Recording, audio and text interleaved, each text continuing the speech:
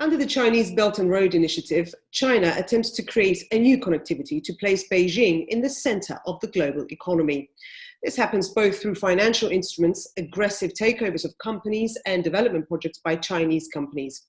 In Europe's immediate periphery, this is seen both in the Black Sea and the Balkans, and the question then becomes, is this a positive or a negative development? Here to discuss this question are Dr. Michal Witt of the University of Prague, whose research focuses on Chinese influence in the Balkans, and the former Georgian Minister of Defense, Tinatin Hidasheli, who now chairs the Civic Idea think tank. Good evening to you both. Good evening. Thank you for having us. Thank you for being here. Let's start with a question that is from something that affects everybody, in fact, the COVID-19 pandemic. So the ongoing COVID-19 pandemic has changed life as we know it. China has offered Serbia and other developing nations help. How much has China used COVID-19 as a soft power opportunity? I think there are two ways of analyzing the problem. The first is that what has been already developed and how the China is now using the opportunities that has been opened in past 5-7 years back here in the region in Western Balkans, and everywhere where the China is let's put it imminently interest, there obviously the pandemic of the COVID-19 is being used as the perfect opportunity for disseminating of the soft power, the means of power that it goes beyond the typical China-related means of influence. So the building the infrastructure, building up the hard projects like the power plants, etc., etc. So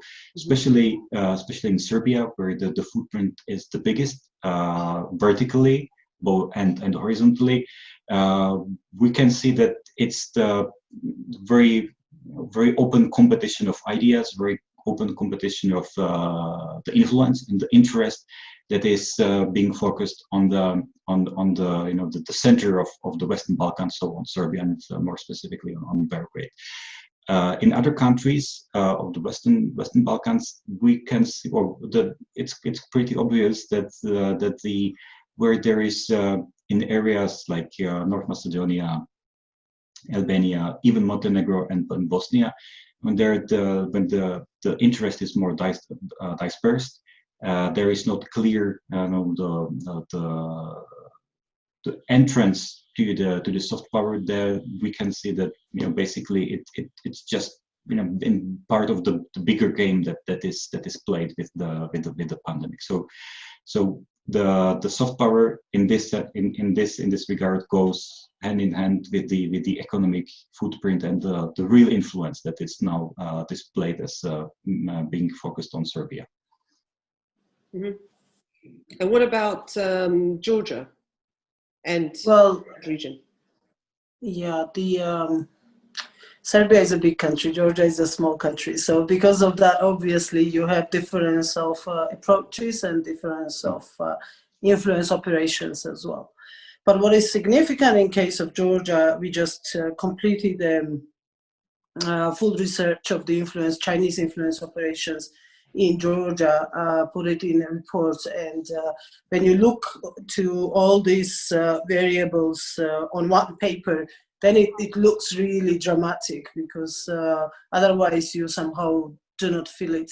Because we have another big player in this country, obviously more influential, more pragmatic in their approaches, and extremely violent, which is obviously our northern neighbor, Russia. And compared to them, nothing really matters in Georgia. And unfortunately, this is number one advantage of China. People are so much concentrated on Russia research, Russia findings, Russian influence operations, that somehow you have a feeling that there is no room left for anything else. During the COVID, we did not see in Georgia things like you had on international media happening in different countries, like Chinese planes arriving with the humanitarian aid or stuff like that. It was more modest. We did have packages of humanitarian aid coming from China, but it was pretty modest, and Chinese ambassador tried to be as active as possible. But Georgia was doing pretty well during the spring lockdown, and that's why there was not that big of a fuss about the COVID at that time. We had very low numbers, very low spread of infection, and somehow people got very proud of it, and there was no room for anyone else to ask for help. But what we see more and more intensively is growing Chinese economic power, and I guess we'll be talking about it a little bit later, and also China coming in massively in academia. So basically, every other Georgian, more or less important university has a strategic cooperation agreements with various Chinese universities. And if you go through those universities from the Chinese People's Republic of China, working in Georgia, and put them on the university tracker, then you will find out, obviously, that most of them are associated to Chinese Liberation Army, and you have them under the high security risks charts created by various international organizations. So if one asks me what is the one big way China comes to Georgia in terms of influencing public opinion, influencing society, that will be through universities and various programs run by or together with universities, like language courses, history courses, Christmases, all kinds of social events, Chinese Christmas, Georgian Christmas, Chinese New Year, Georgian New Year, sort of putting in parallel both perspectives. And regardless the fact that Georgia is a very small country, and sometimes you wonder why there is such a big interest, then obviously the Belt Road initiative comes in mind, and the strategic location of Georgia and the transportation routes running through Georgia. And then, of course, there is an explanation why it matters for them to have from this very pro-American, very pro-European country kind of a turn into believing what during this whole period of pandemic China was trying to push through, that liberal democracies do not work anymore, and they are ineffective, and they've got defeated in front of the crisis. And look how the one-party system or strongman systems manage to deal with the problem more effectively and more properly. So basically, this change of narrative will be from very extremely pro-American, pro-European Georgia to something different. We don't know yet what the name of that difference is, but something different, not necessarily associated with the liberal democracy. Mm-hmm. And those are very interesting points, actually, that you make. And I'm wondering, Dr. Michal Witt, would you say also that there is a lot of Chinese influence in the academia or culture, in fact, in the Western Balkans?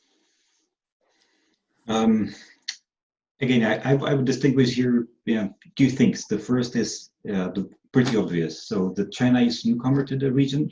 Mm-hmm. It tries to build up the infrastructure, the networks, hand in hand going with the open space that has been created by the reluctance of the EU to step in more actively in economy, politics, and obviously in some elements also the societal matters. But at the same time, and what the COVID means, it shows that where the China has long-term interest, and I mean long-term meaning, let's say 10, 15, 20 years, or even longer, that it shows that now it's like emerging like the spring.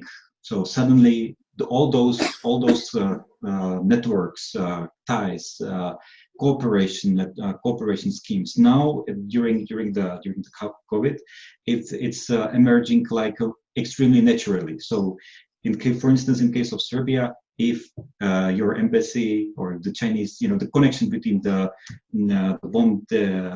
Chinese embassy in 1999, together with the COVID pandemic happening now, President Vučić kissing the Chinese flag on the airport. This wouldn't happen just because China wants to build up has built up the bridge, highway, railway, etc. So this is something that shows that the more important is for China now is to step by step, very slowly, to develop, to root in the society, to have not just the economic or let's say the infrastructure power, but also to be able to create the feeling, that we are coming to stabilize the society as it is very commonly understood, but to create the narrative that we are not stepping into your internal political issues. We are here, and if you need us, you can use it. You can use your opportunities or our services. So, and the COVID was extremely nice case. It's very at one point it was so huge demand of everything that has to be transported or delivered from China, and Chinese demonstrated the ability and some kind of kindness that they approached, the way how they approached especially Serbia, because no other Western Balkan countries, and to some extent also the EU country, has been so vividly happy that there is someone coming from outside and helping us to perceive us as someone who dares to be treated well. This kind of we are something special here in Serbia, that we can show to the world that now we matter. I think this was extremely important for the mutual relations. Mm-hmm. So China is heavily investing both in the Danube River and in the Poti port in Georgia. This seems to be in line with EU transport planning. So although this is under the Belt and Road Initiative, are there reasons to be concerned with this investment? Tinatin Hitasheli. Yeah, well, first of all, we have an illusionary investment in Georgia when it comes to Poti or lots of other projects that we are talking about. The truth is that we have one real money-spending Chinese investor, that will be Hualing Group, that has built almost half of the suburb in Tbilisi, and they are really there. Well, there are lots of problems associated with that, but it is a real investment. You can agree, disagree, you can like it, do not like it, but you have a company that is out there working, builds the huge hotel, huge conference facilities, sports halls, and lots of living apartment spaces for sale. Other than that, you do not really have any real Chinese investment happening in Georgia. Poti case is extremely important and interesting as well.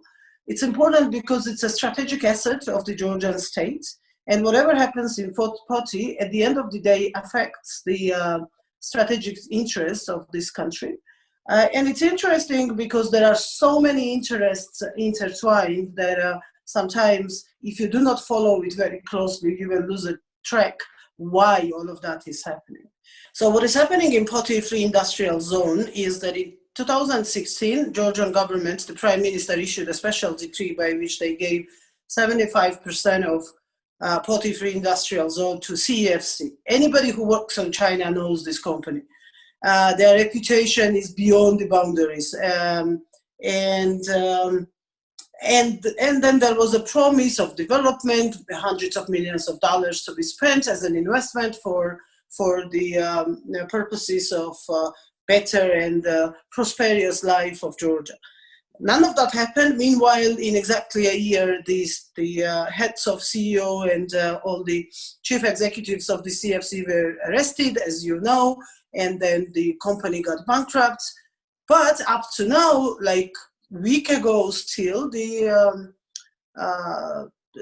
was a status quo completely kept in Georgian case. So you have on the one hand the Chinese company that does not exist anymore. It's officially bankrupt by Chinese media, according to Chinese records.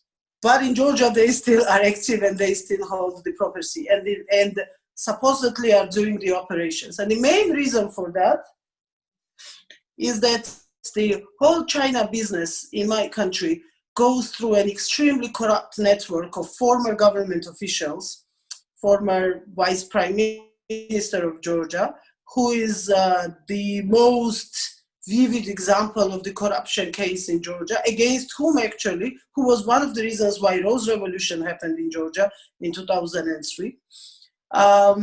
The real truth of the matter is that we believe that he owns this whole property. The whole China story was just a cover-up. They never ever even intended to do anything in Podi. And now, regardless the fact that this company is bankrupt and does not exist anymore, this cover-up still stays while the business continues as usual with the corrupt deals there. Strategically, the case was important of Poti because, well, Georgia entered in this unfortunate situation that government completely killed our main gateway project of the deep sea port in Anaklia. That was considered to be one of the main security safeguards for Georgia. Chinese were lobbying against it very heavily. So finally it happened. The project got killed, although it was European Union consortia who was in charge of building it together with the Georgian companies.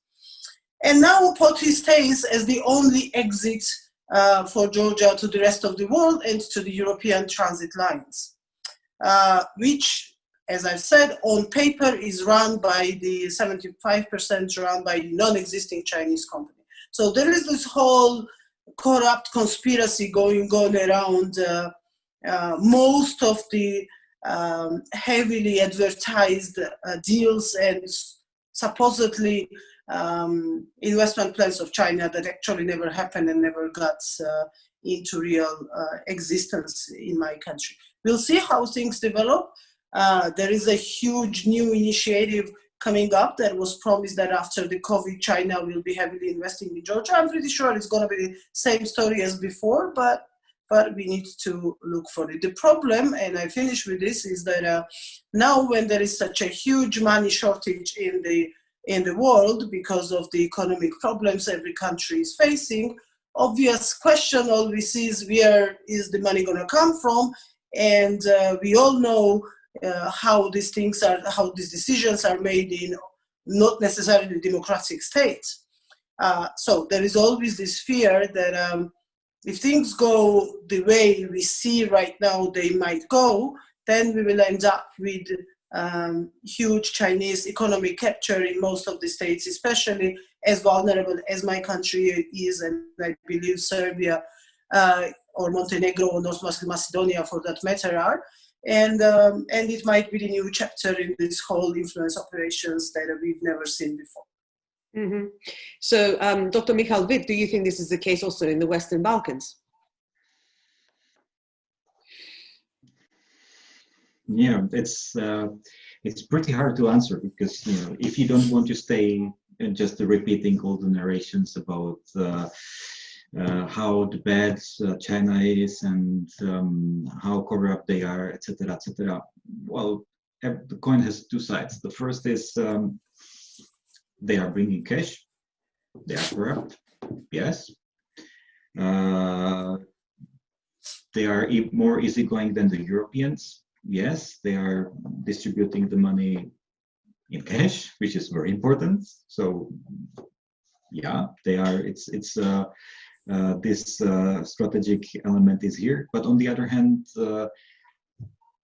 what is on the table? So there is you know, the cash that is desperately needed, and there is, you know, basically very little on the from the EU. The whole the Western the Berlin process outputs are it's not tempting. It's not that the EU has not has no strength to convince that you should follow us. Very it's very simple, that there is no power. Not that the soft power means you should follow us because we are bringing more money, we are bringing the progress, and we are bringing the future. It has been significantly weakened. So if we put it in this very logic into the context of the Chinese investments and the Chinese influence in mainly the infrastructure, we can then there we have two options how to evaluate it. Either get the things done, so construct the highway, construct the railway, use it, and it exists and it's needed. In most of the cases, it is simply needed. Or then you can evaluate it as the source of the problem, because obviously it's not the investment. It's basically it's a loan, and you never know what happens. And I think the big question here is what happens if what happens if there is the countries are not able to pay back what has been promised. And this can very easily happen because let's put it like that the Western Balkan countries are not best in their advantages are not in following keeping the promises and keeping the contracts, and you simply don't know what happens if the governments say we are sorry, it was done by someone else and we don't feel obliged to follow to fulfill the contract. And then I think that this is really strategic challenge for not just for practitioners, but also for mainly for the Western countries to ask: is the China really so relevant player that can change or reshape some hard politic means especially in the Western Balkans? How much does it cost to be the challenger of these projects, and whether we should really engage? And if yes, then with what? Like with the promises and what we are experiencing right now with the integration process with North Macedonia and with Albania. I mean, it's a tragedy. I mean, you can't use this argument anymore, because it's simply it's diminishing, it's eroding the things that has been very cheap and very solid arguments for shifting the countries on their path. I'm sorry, I can't say that it's black and white. It's blurred and it's shady, and I don't think that it's honest to say that it's either or. It's simply not possible. Yes, I think actually the key here, and that's just one final thing because we're running out of time, Chinese investments in fact don't actually challenge or undermine the EU. So the fundamental question is, why should we worry? It depends. I think it very much depends how far we go with the definition of undermine, right? Short term, long term, what will be the strategic effects of this action or another action? Because we should differentiate between the economic effects and the societal effects of those actions. So if post-COVID, let's imagine post-COVID destroyed economies, particularly in those EU neighborhood countries, and then China coming for the rescue, for sure, if they are coming for the rescue, then yeah, short term we might say that, okay, they rescue, so what's the problem? Long term, we can say that it sort of undermines the whole whole idea of European solidarity, European Union solidarity, and United States, Georgia, in my country's case, for example, strategic partnership. And then there is a very short bridge to cross from movement towards integration to democratic, liberal democratic world, or staying on the pattern of the one-party rule system. Actually, these kind of backward movements in our countries are very visible. They are there, even within the European Union states.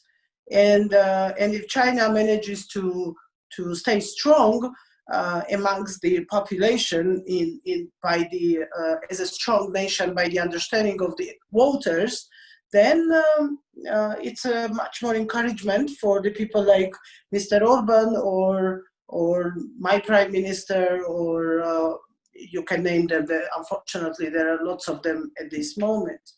So there is a big danger on a longer term of a dictatorial type of movements and dictatorial type of governments to take over again if the democratic world won't manage to get together, get a strong leadership, and do something about it. And also in terms of the transit and European Union interest on a very practical level, all we talk about is energy diversity. Where this energy diversity is going to come from? It's going to come from the country's alternative to Russian resources, right? And if it is about alternative to Russian resources, then the whole route going through Georgia, the Caspian route, is critically important. And if it is all owned by China, then there is a huge leverage that the China has over the European Union. So building bridges, building highways, or whatever transport infrastructure at this moment might look like just a transportation infrastructure building projects, but in reality, these are exactly those strategic assets that China is grabbing here and there and in most of those countries for keeping the leverage over the European Union. Dr. Mihaljevic, really quickly, your comment. Well, if I were a politician or someone who should think more strategically, then my answer would be, at the end of the day, we all know who are good guys and bad guys. I think it's pretty simple that if there is someone really coming and showing you should choose, then there is no other option than that someone will be asked to make a very clear and very clear choice. But on the other hand, I just one thing I would add here for the local strongmen in both in the EU and non-EU countries. I think it's a perfect tool to bargain. So if you want to do something, if you want to challenge someone, if you want to reach something, use the card, but be aware of that Chinese are not asking, are not debating about the outcomes that are simply not according to their strategic vision. And this can be very, very hard conclusions for those who are playing with the fire. And I don't think that they are really aware that they are playing with the fire.